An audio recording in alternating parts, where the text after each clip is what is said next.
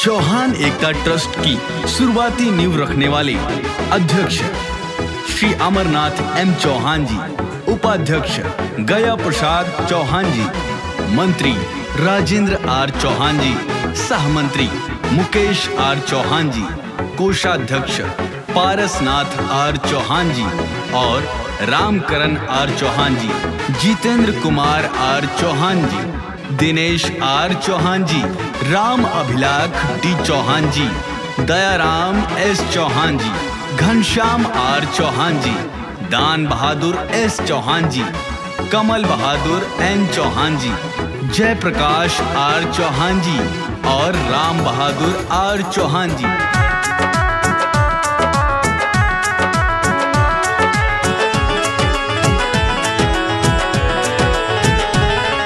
सुनो साथियों,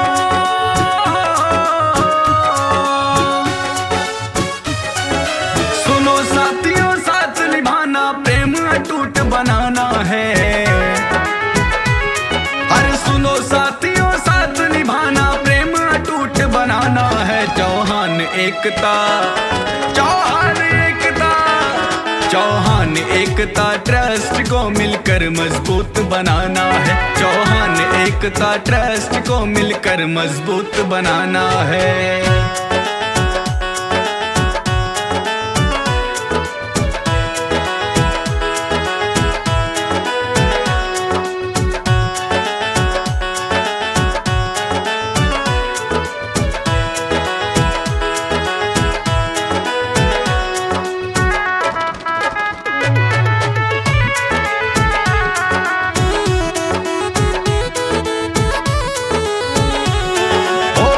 कदम है अमरनाथ का शिक्षा आगे बढ़ाने को,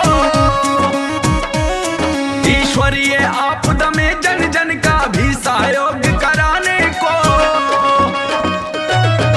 बढ़ा कदम है अमरनाथ का शिक्षा आगे बढ़ाने को, ईश्वरीय आपदा में जन जन का भी सहयोग कराने को। निसहाय अवस्था, निसहाय अवस्था बहन बेटियों की शादी करवाना है। चौहान एकता, चौहान एकता, चौहान एकता ट्रस्ट को मिलकर मजबूत बनाना है। चौहान एकता ट्रस्ट को मिलकर मजबूत बनाना है।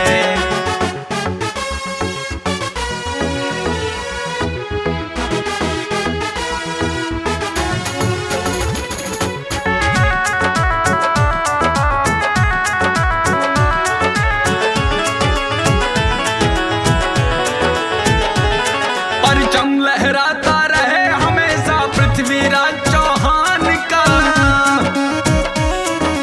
कभी झुकाना कभी झुकेगा झंडा ये चौहान का। परचम लहराता रहे हमेशा पृथ्वीराज चौहान का, कभी झुकाना कभी झुकेगा झंडा ये चौहान का।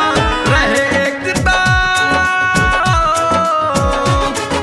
रहे एकता अखंडता यही नारा दोहराना है। चौहान एकता, चौहान एकता, चौहान एकता ट्रस्ट को मिलकर मजबूत बनाना है। चौहान एकता ट्रस्ट को मिलकर मजबूत बनाना है।